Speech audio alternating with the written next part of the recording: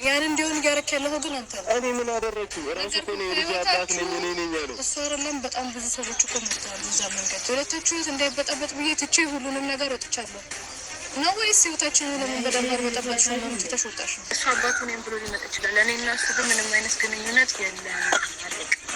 አይደለም እሱ ማለት ነው የተነሳ ልጅ አባት ነኝ ብሎ እናንተ ሌላ ግንኙነት አለ የተለየ ነገር አለ ምን ማለት ነው? የተለየ ከፍቅር በላይ ምን የተለየ ነገር አለ? እንዴ ተነጋግራችሁ ምናምን ነገር ነው እናንተ ከፍቅር በላይ የተለየ ነገር ምን አለ? እኔና ስቶሪው ልጁ አባት ነኝ ካለ ምንድን ነው የምትፈልጉት?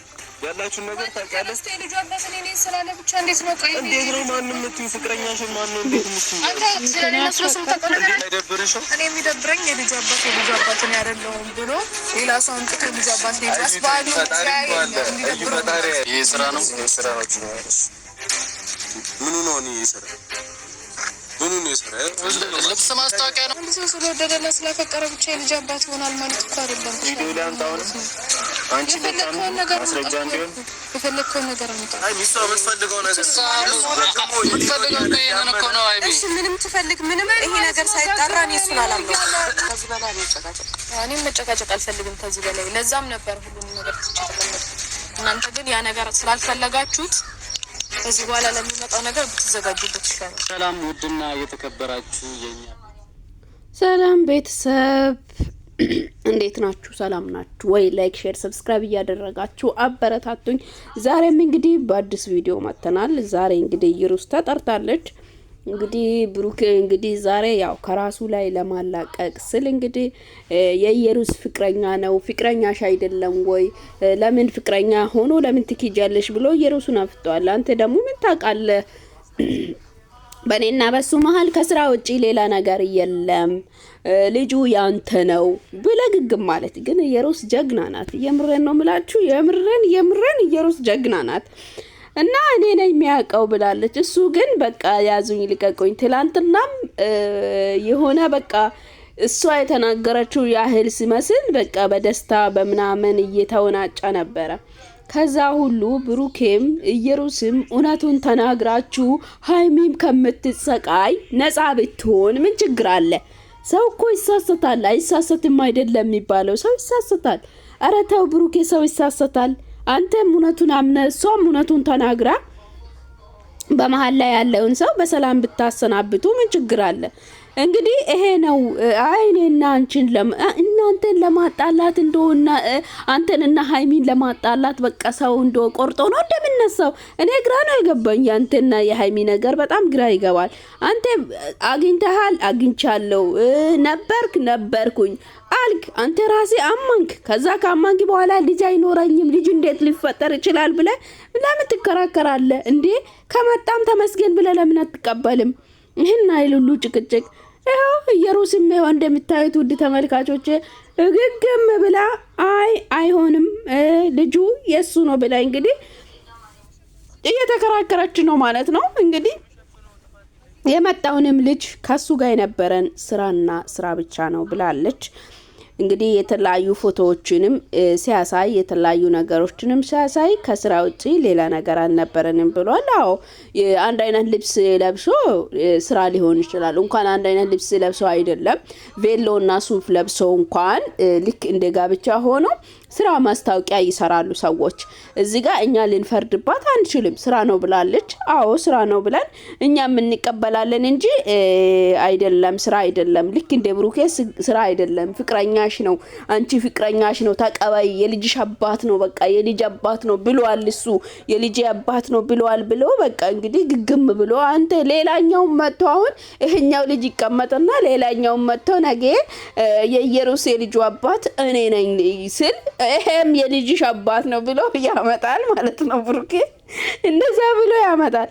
እንደሱ አይደለም ብሩኬ። ነገሮችን ተረጋግተ በትክክል አውቀው በትክክል ነገሮችን መርምረ እውነት ከኢየሩስ ጋር ምን ነበረ? እውነት ከኢየሩስ ጋር እሱ እንዴት ነበረ?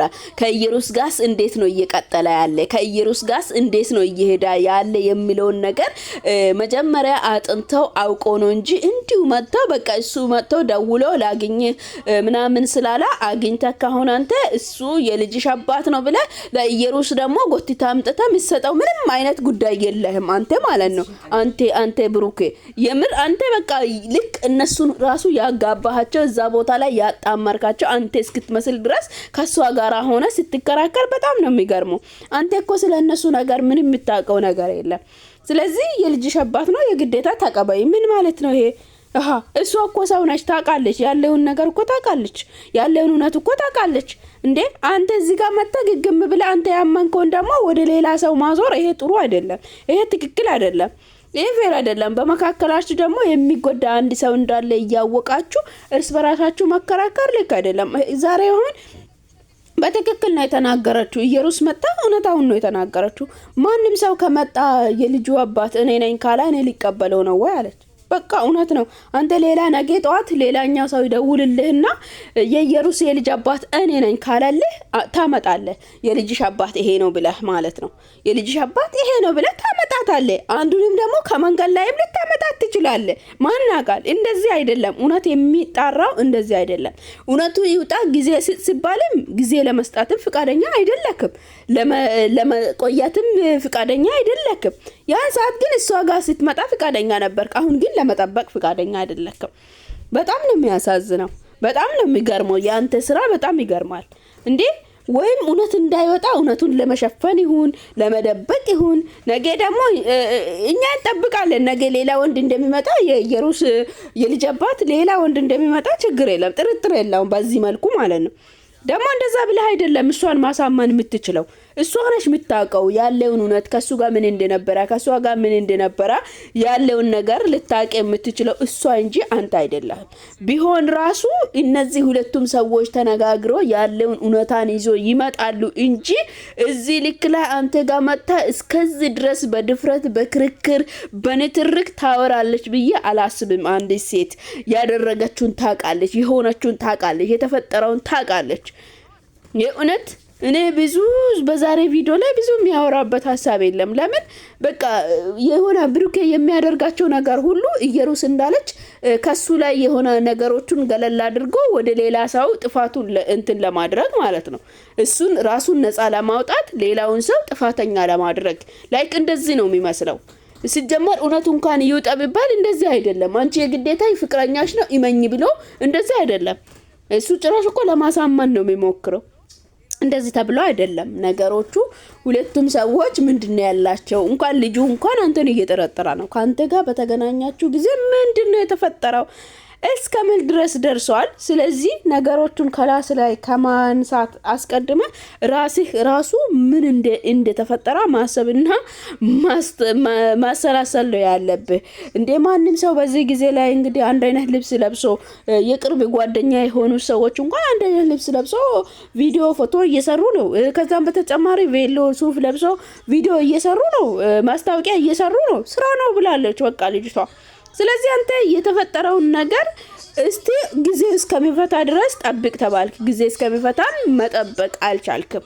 በጣም ነው የሚያሳዝነው። የምር ብሩኬ በጣም ያሳዝናልና ላይክ፣ ሼር፣ ሰብስክራይብ እያደረጋችሁ አበረታቱ። ሀሳብ አስተያየቶቻችሁን በኮሜንት ላይ አስቀምጡልኝ። ውድ ተመልካቾቼ በቀጣይ ቪዲዮ እስክንገናኝ በያላችሁበት ሰላማችሁ ይብዛ። ባይ እናንቺ አረታይ ህይወት ቀልድ አይደለም እኮ አይደል? ቀልድ እያደረከው ነው። አሁን እንዴት እንደምቀልድ ደግሞ በደንብ አድርጌ ያሳይሃል። ይሄ ስራ ነው። ይሄ ስራ ነው። ይሄ ስራ ነው። ምኑ ነው? ይሄ ስራ ምኑ ነው? የስራ ልብስ ማስታወቂያ ነው። አሁን ልብስ ማስታወቂያ እንዳትዩ፣ ምንም አይነት ልብስ ማስታወቂያ አይደለም ይሄ። ያኛው እሺውን የባል ነው። እሱን አመንን። ይሄኛው ምን አይነት ስትዝናኑ ከዚህ በላይ ምን አለ? አንድ ነገር ልንገርህ፣ ንገሪኝ። ለልጄን አባት ጠንቅቄ ነኝ ያረማቀው። ከዚህ በኋላ እንዳለ የተውኩትን ነገር እንዳዲስ ጀምሬ ማድረግ ያለብኝ ነገር በሙሉ አደርጋለሁ። የዛኔ ግን እንዳትጸጸት፣ ድጋሚ እኔን እንዳትጸጸት። ይስማኝ ማለት እኔ